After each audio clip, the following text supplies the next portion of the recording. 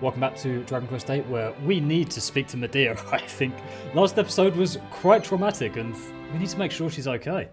So let's jump in and... yeah. Oh, is that you? It's me. It's an emotional day. I didn't want you to have to see me crying. It's just that I can't get Marta out of my mind. She was such a lovely old lady. It was cool. But we should try not to dwell on it. We have so little time together. Let's talk about happier things. That was the first time I've ever seen snow. It was so beautiful. Like a giant fluffy white blanket. If we played hide and seek, you'd never be able to find me. I'm so white as a horse. Don't forget to take me to the spring now and then. I miss talking to you. It's you too. I mean, I know I'm supposed to be commentating, but they're just so lovely, those scenes. They're just so, like, innocent and just sweet. I don't know. Like, not the words out of my mind, but right. We have a quest to complete, so we know we're after the sea chart at this stage, but we have absolutely no idea in the world where we're supposed to be looking for it and what it leads to. But, I mean, usually at this point in the game, I know where to go because I've played it before, but I'm going to go and try and speak to Brains to see if he gives us an answer. Here we are, and this is Brains' room. I mean, don't think I've asked any characters at this point. We managed to catch up with him and we killed him. Yes. No, it wasn't lifted. We need the sea chart. Is that... he's not going to give us anything. Right, I have no idea, like, what you're supposed to do at this point in the game, because surely, like, anyone playing it for the first time would just be utterly lost at this point. But, as it turns out, Google is our friend, so we will teleport over to the Furbury region. I think this is it. So I think this is between Furbury and Alexandria, I think. So that's the bridge that Dormagus broke through at the very start of the game. And here we are going under it in a cave. I have no idea what directions the game gives you to get here. Like, other than just, like, presumably having to scour the whole world map to find this place. I have no idea, but here is where we're supposed to be looking for this sea chart, and interestingly, this cave has some of its chests looted already, which is kind of weird. I mean, it says there in the map, Pirates Cove. So, I mean, we saw, I can't remember when, but one of the characters you speak to mentions a Captain Crow. So I wonder if we'll run into him at some point. So let's try and go forwards, and oh, it's a cheeky cutscene. And it's red. Only the second time in the game we've seen her, I think, after the events of Empycchu. There she is. Yanga's not happy. What an entrance. I thought I recognised ya. You're that lot who got the Venus tear for me, ain't ya? Oh, indeed. Fancy seeing you again in a place like this. Red, what on earth are you doing? Well, I heard a rumour that there's treasure here. Belonged to that old pirate, Captain Crow. He mentioned treasure to me, and I'm unstoppable. I can't get enough of it. So I got myself this boat and came on down to see what I could find. By the looks of ya, you're here for the same reason, eh? Oh, Oh, this could be a bit of a laugh then. First one to find it, keeps it. In which case, I'd better get a wiggle on. Sure you won't mind giving me a bit of an head start. fair enough, I guess, given that there's four of us, but... Oi, hold your horses. You can't just say all that and then run off. And there are monsters in here, you know. Look at you, going off half-cocked on your own. You must have a screw loose. Who do you think you are, underestimating me like that? You should know by now how good I am at creeping around. Those monsters won't even know I'm in here. Not like you big fat clodhopper. I gotta love those two. I mean, any interaction with Yangus and anyone else in the game is just always quality. But there we go, the race is on to find this treasure. I mean, all we're looking for is the sea chart, really. And still the game doesn't give us any clues to suggest that the sea chart has anything to do with this place. We're just here for...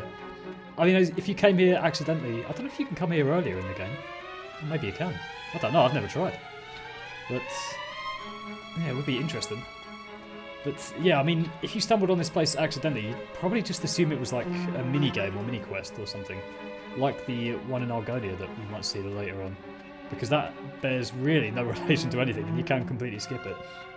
But this one, no, you can't skip this one, can you? Because you need the Sea Chart. Right, I'm kind of just looting everything I can at this stage. We're still going for 100% completion. And I can't remember which of these bits are picture ones. I could just check the thing, but I can't be bothered. I'm sure this is going to be... Oh no, okay, 3,500.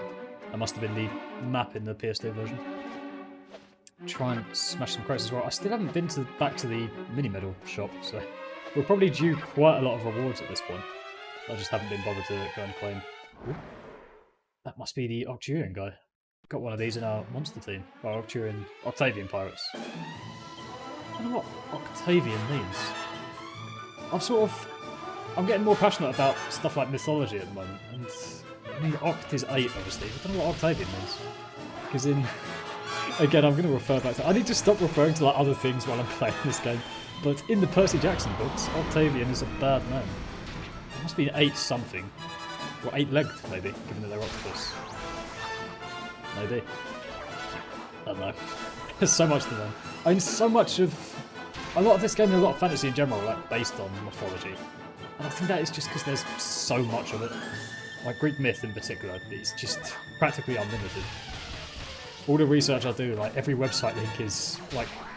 It's so unclear what the facts are, so every description of every god or hero will be like, this is what they probably did, but no one can confirm, given that, I mean, Homer and Hesiod just made it all up anyway. I don't even know what it's based on. It's like the oldest poem in the world. Anyway, we're playing Dragon Quest VIII. Get so distracted by stuff. I think we need these guys. I'm going to pretty much just kill everything inside. I mean, given that we're ludicrously overpowered at this point still because of all the liquid metal slime armor and stuff, and Jess's Gringham Whip and the Falcon Swords, and all of our distractions by the looks of it. I don't know if we're under or over leveled, to be honest. The last time I did proper grinding up levels was before the Dormagus fight, and that was just to get multi-heal, at which point the fight became so easy. There will be a boss a little bit later on that we might actually become unstuck on. I think there's a few different levels of bosses in this game. They step up at one particular point, we'll see later on. They step up at Dormagus, obviously. I mean, a couple of the bosses after Dormagus just aren't as tough as him. Oh, hello. It's Red. What are you doing here? This must be Captain Crow's study. Must be something here. Interesting. This must be a photo, surely. Yes. I want to save having to come back down here, hopefully. Right, so we're looking for clues. What can the books tell us? The Diary of a Simpleton. Okay, alchemy. Never mind. I was hoping to get some interesting lore in the game. Must be a Captain Crow book. Suppose a pirate dress. Oh, okay, must be more alchemy, but... Dog's body vest. Ah, right, that is one of Yangus's outfits. I'm pretty sure Yangus only has one other outfit, it's the dog's body outfit. So that's the recipe for that one. Might try and make it at some point. I think, yeah, we'll probably try and go for 100% outfits in this game. Not that there's very many. I mean, there's a load for Jess, obviously, because there is. But there's maybe one for Red, one for Angelo. There's a couple for the hero. Okay. Need to find the island within the treasure vault. See through the hidden door at the back of the room. You mean, well, this looks a bit like a door. We try turning the wheel?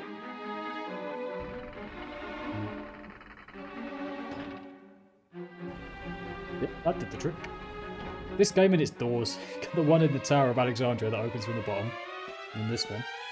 And the one in Brydon's Tower. There'd be some kind of secret passage in here. Right again. Yeah, but it was us that found it, bruv. So, looks like our competition's back on track then, eh? I won't be losing to the likes of you. You sneaky little... Yangus, go after her. Just chat to Yangus. Want to see what it's mean. He probably just got lost for words at this point. Oh no, talking about Captain Crow. Fair enough. Better watch how we go. Yes, I agree. Down steps we go. Said... Right, here is where I always go the wrong way. Right, this way must just be treasure. Kill one of these guys while we're here. Reskin of the very first boss in the game, Geezer. No kings. Right, we want some area stuff. It's good that we do have like a full set of good area abilities now. Well, full enemy abilities. Actually, with Squish, which I mean, most of them are group abilities, but it's always frustrating when you get like 7 monsters in a row, but like they're all in separate groups. Just because then your group spells don't work. Only stuff like Zap and Boom work. I can't actually think of many abilities at all, to be honest. I did see, I mentioned in like one of the first videos in this series that the hero gets Giga Slash at the bottom of both the skill trees for, I think, unarmed and sword, or the hero path and sword. But I have also seen, well, that caught up to us. I've also seen that there is an ability called Giga Gash, which is the one that hits everything. So presumably, once you get both of those abilities, you do just get Giga Gash, and that will be very good. But I don't know if we're going to get enough skill points without grinding, because there's so many in the hero skill tree that are really worth getting. You've got like Omni Heal and stuff like that. But the other characters, I mean, Jess only really gets good abilities at 100. She gets Kazing at 100 stars, I think, and then Magic Burst at 100 unarmed. Other than that, she doesn't really get much. Angela doesn't get much at all. Yangus is just all about axes. And yeah, Mori so far we know he can get Kazing. I've not used him at all in combat yet. I don't really plan on doing it still. He's still like frustratingly irrelevant to the story, Mori.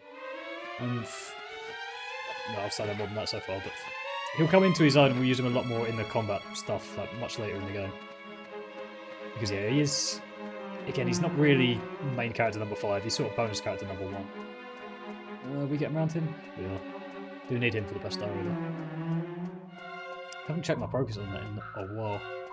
Right, here is where I always go the wrong way. It's... I want to say it's going to be left first. Or is it going to be... I don't know. I'm 100% going the wrong way. I think regardless of what I would have picked there, it would have been wrong. It's like plugging a USB stick into the computer. Always wrong the first time. Let's have a look though. We want to go to the place where red is, I think. Do we want to go down? I don't remember. Right, fingers crossed this is right. It's one of two. I do still need to look. Right, we definitely want to come this way though, because there's definitely going to be treasure here. I really like the model for this guy. It looks so much... I mean, I said it about the bicycle guys in previous episodes as well, but I think their model is much more lifelike in Dragon Quest VIII. Like in Dragon Quest IX, everyone's sort of squished a little bit. Like they're not in proper human proportions. Whereas in this game they are. I think it looks much better. First one? Yeah, I'm pretty sure these guys are exactly the same in Dragon Quest IX. Riptide is the name. And they're always very good at chasing after you in that game as well. We still need to find a way to go back to that game on the channel. I feel like I've played it to death on the channel already. I did a, was it 39-part series on it? But I want to do more. I still haven't done that best vocations video. Here we are again, talking about anything other than Dragon Quest VIII. Right. Oh, what a waste of time. There's treasure on the other side, but not on this side. Right, let's skip ahead so I actually find the right way.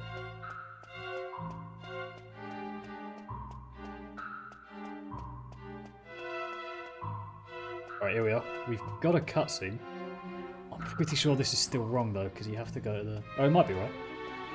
Let's see what Red says. So, we meet again. Just so as you know, there's nothing to see here. Up to you whether you believe me or not. Very interesting. We had the same interaction with a slime in the first dungeon of the game in Waterfall Cove.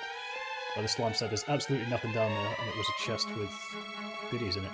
I think this is the right way, actually, isn't it? Yeah! I've done it! I got it right! Turn the crank. That opens that. The water flows in.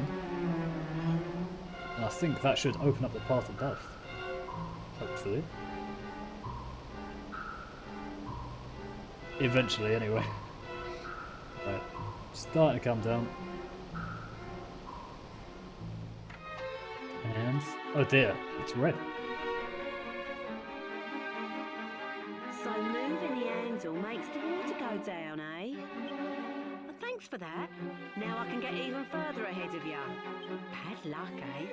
Must be a bit annoying that you figured it out, but I'm the one to benefit. Oh, she is a proper wind-up. I can only imagine what's going through Yangus's head right now. We're still not really sure of their relationship, I don't think. I mean, we know they were... I don't think that it was ever clear. I don't think they were ever together romantically. But I think maybe that they have a history of some sort. They were partners. I mean, we know he tried to go and get the Venus Tear. Beyond that, we don't really know much of anything, other than they've been sort of intertwined in the past at some point. But anyway, let's get back up to the top and crack on. Yeah. Right, here we are, back on track. And I mean, Red must be a couple of minutes ahead of us at this rate. She has been very sneaky in sort of tricking us into doing her dirty work throughout this dungeon. But we hopefully should be catching up now that we're kind of back on track and the water's all drained away. And I think I've pretty much got every monster now as well, and every chest. So we picked up a bone shield on the way, and a Hades helm, which I'm pretty sure is one of the ones you've got to chuck in the alchemy pot and uncurse. Right, Red's had that chest already. Right, we're pretty much all on full health. I mean, this isn't a boss fight I'm particularly worried about, but I think this is the bottom. Get the end dungeon thing. And Red's there. What took you so long? Looks like the goodies are mine, eh? We did say it was first come, first served. Uh-oh. Who's that? Ahoy there! They call me Captain Crow. Long ago, I were one of the pirates who sailed the 7 seas. Think you can take my treasure, do you? Think you've got what it takes? Yo-ho-ho then! Prove it by fighting me. Else get your hands off the jewels. Is Red much of a fighter? Oh, fighting ain't really my cup of tea, but... Yeah. Well, this can only go well.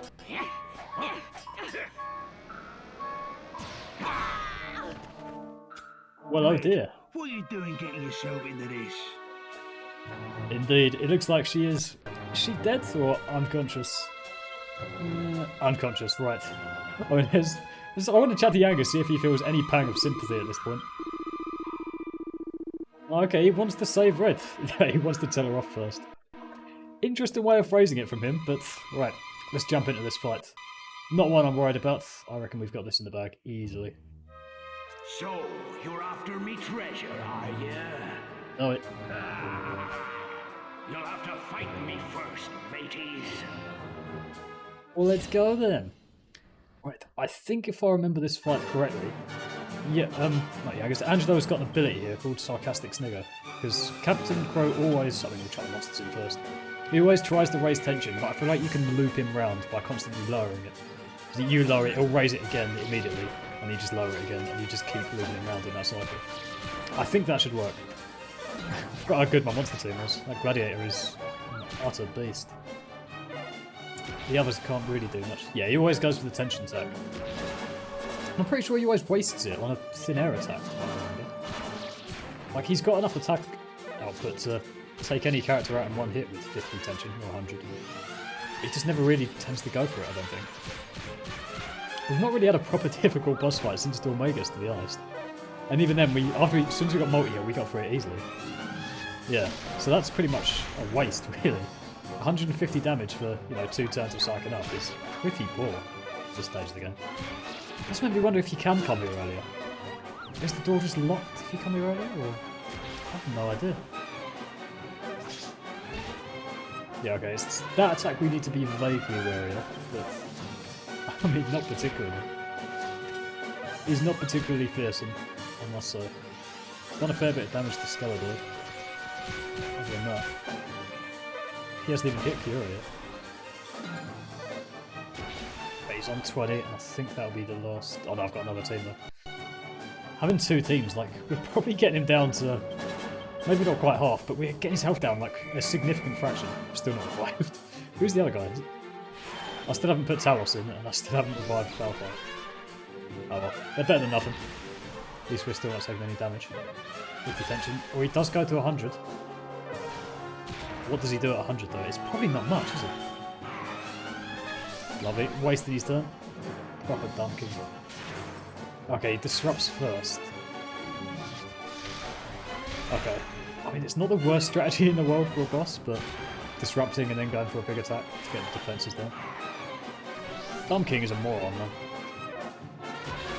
Oops, every turn. Oh well. Right, I think we're back in after this one. And he's on 20 tension. I don't think I'm even going to worry about his... Oh no, I am going to use Angelo's ability. I don't think I'm going to bother psyching up. I don't think I'm even going to bother getting his defense down. I'm just going to oomph and then attack with everything. And Angelo... do his silly laugh. I'm pretty sure he just continually psychs himself up, even though he does it twice a turn. So he goes to 20 and presumably he'll go at 50? Yeah. I'm pretty sure he just loops. It's just completely nullified with that ability. Damage from me is pretty poor. Be a bit better with the angles. I mean, I'll try and get his defense down if we can. I mean, he does disrupt. I'm trying to work out if it's a decent strategy using this psyching up. I'm not sure. That laugh is so odd. Doesn't exactly sound sarcastic. So we're both he's attention again. Does he go to 100? No, he just goes straight for that. Right, again, that's one multi-heal. He built up for that for 2.5 turns. With one multi-heal. Right, I think I'll try and use Sap with Jess, just to try and get the defense down. If that doesn't work, I'll just have to use some offensive magic, I think. Okay, it does work. I'll do a couple of Saps then, and then... yeah, there we go. Damage is starting to build up for me. Pretty sure with Falcon / with a Falcon Sword, I'm pretty sure it only doubles the oomph, doubles the one of the first 4 attacks. So it's pretty useless on Falcon / with a Falcon Sword. It's very good for Yangus because he only has that one turn. Oh, he's ruined himself. He's so weak.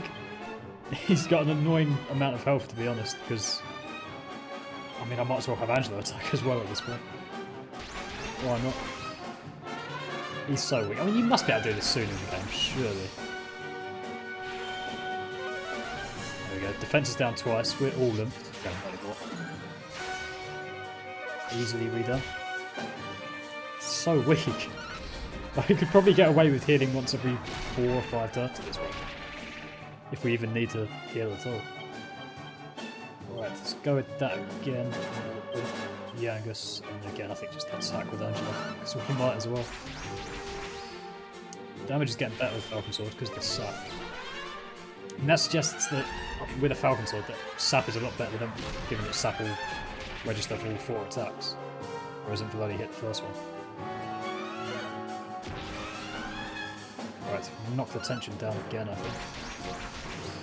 Even though, to be honest, I might as well just keep attacking with everyone. Jess hasn't really got any whip abilities. I'm not really sure I plan on giving her one.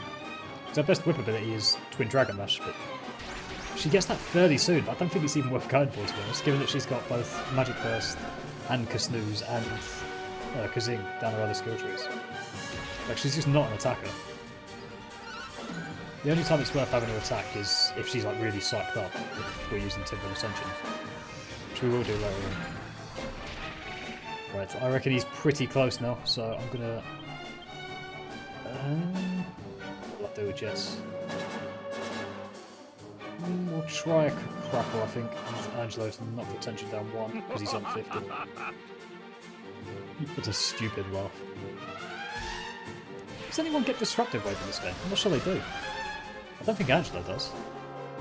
He seems like the most likely candidate to get it. I can't remember him ever. This guy has such a lot of health for someone who's incredibly weak. Such an unnecessarily long fight. Fingers crossed that takes him out and we won't have to worry about the tension. Yeah, not quite. I think the defense is doubled when you're 100% sight. I think. His defense went back up, didn't it? Right, I'll use one sarcastic. I'm sure the laugh changed from the PS2 version. I can't really remember what it was. Right, I reckon we have him this turn. Right. Done. Killing shot, 100%. Bet my life on it. Yeah. Shit. Right, there's the disrupt. I presume next is thin air attack. Yep. So predictable as well. That's just one multi-heal. Right, we need the umps back up. 200% this turn though. We've got him. I mean, I've already bet my life on it. Be even more serious, I'll bet my flat on it. I've technically lost my flat in the bet already. Oh well. The winner of the flat forgot, so otherwise though. So much health now. So unnecessarily high. There we go. Finally. He is down. Very straightforward boss fight, that one. And considerably easier than Dormagus, but we got a pirate's hat. Beautiful. Shiver me timbers, you beat old Captain Crow. 'Tis a good sign. My treasure be yours. Thank you. Ha ha, me old hearties. Take my treasure and fulfill the dream I never could. Ha ha. Dream, did we read that in a book earlier? Something about a distant island? Can't quite remember, but let's have a look. And it is... It's an Illuminated Sea Chart, exactly what we were looking for, as it turns out. How lucky. Oh, red's up. Oh, that ain't something I wanted you to see. And you've gone and got the bounty to boot. We win. But hang on, is that all it is?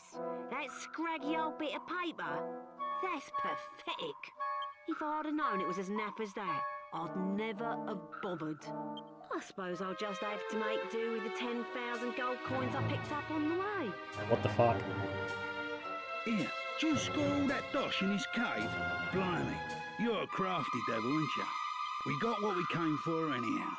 Meaning, there ain't no point hanging round here anymore. Let's up it, eh? I agree. Let's go. Wait up! Yes? I'll come with you. What? You what? You know me. I've got a nose for treasure, and I reckon you lot stink of it. Leave it out, Red. We ain't messing around here, alright? This is serious business. I don't remember asking for permission.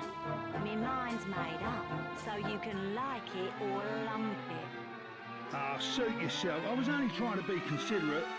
But I think it's Oh, hello. a splendid idea. Oh, another... Cool, blimey. Yeah. The girl wishes Number to 7, join I our think. illustrious band, does she not? Well, the more the merrier, I say. Safety in numbers and so on. Yes, sir. Not you and all. Fine. Just don't say I didn't warn you. Alright, bro. That's settled then. I'll tag along with you lot for a bit.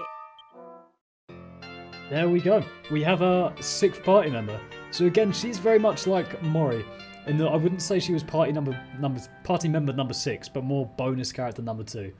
Because much like him, she has very little relevance to the story. And like, as she says, she's only really joining for the kind of riches. Not for like any revenge against Dormagus like Angelo or Jess. So yeah, I mean, it is what it is. I'm not planning on using her much for the main story, but more as like a combat character in the post game. Alright, I'll see you lot on the boat then. Okay. But there we go. I mean, we've got what we came in for, and I just want to see what Yangus's reaction is at this point. Is he... Yeah, there you go. I'm not too bothered about the other two, but right, let's head out. Now we have all 6 of our team. I mean, no one's particularly chatty at the moment, but to be honest, I'll chuck a OD monster thingy. I've got one in the bag. I think I do. There we go. I'll be honest, this exact part of the game, even though I'm going to sail the whole way there, it's honestly one of my favourite parts in the whole game. Just the fact that it's quiet and there's no like interaction beyond the music at this point.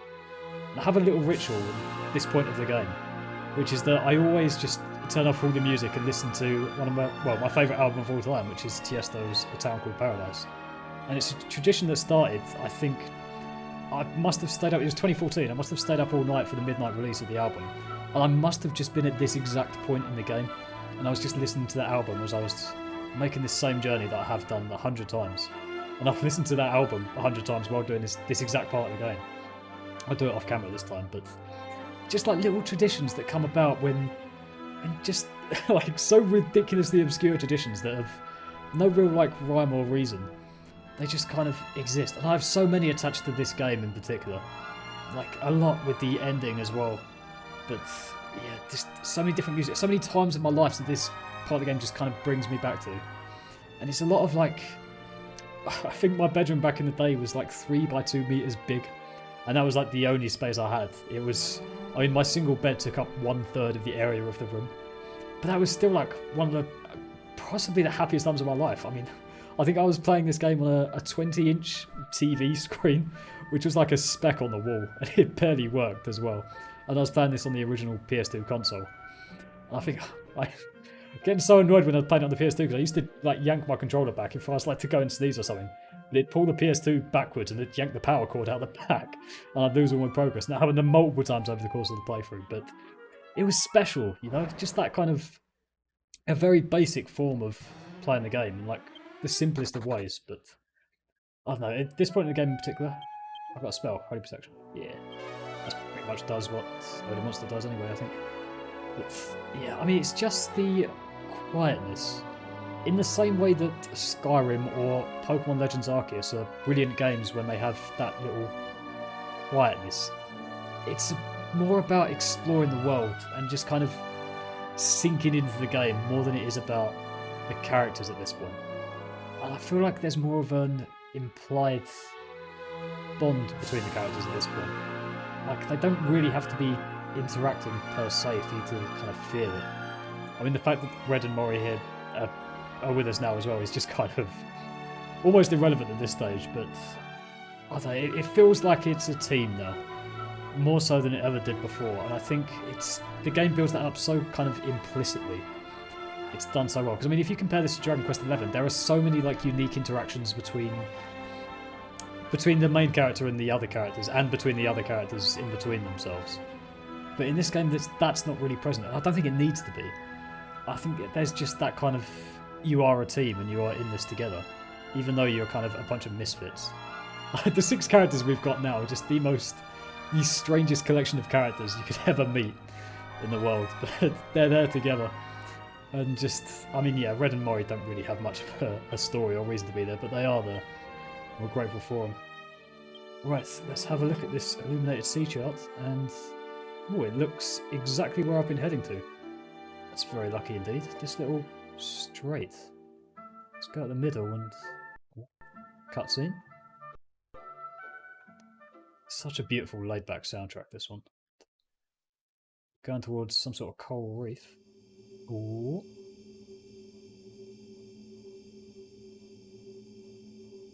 It's lucky the ship doesn't run aground there.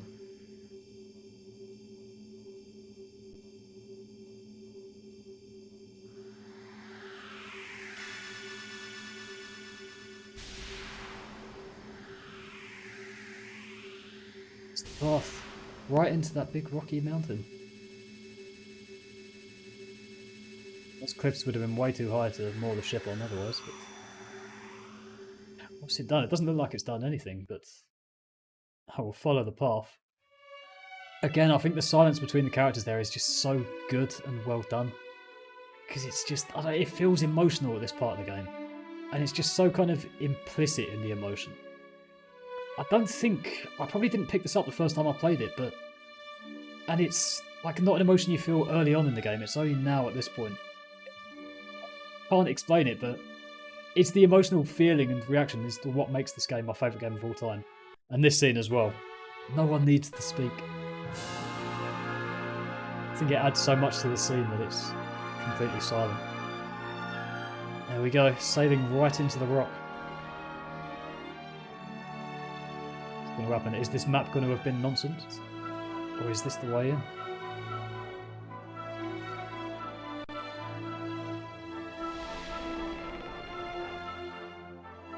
Yeah, Angus and Troy. I love them. Uh-oh. Have we crashed? What?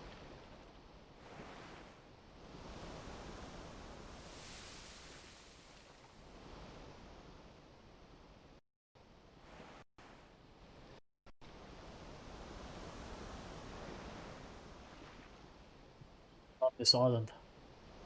It's so pretty and remote. It's completely unhindered by the outside world, this island. That's what makes it one of my favourite places in the game. Like, there's a lot of us now, isn't there? Well, 8 of us, including Trojan Medea. Whoa. Shadow of a bird, but no bird. What a mystery. Honestly, I absolutely love this part of the game. Just the silence, I think. I don't know what makes it, but I love it so much. But that's all for this episode, and in the next one we will explore this island, and I'll see you then. Peace.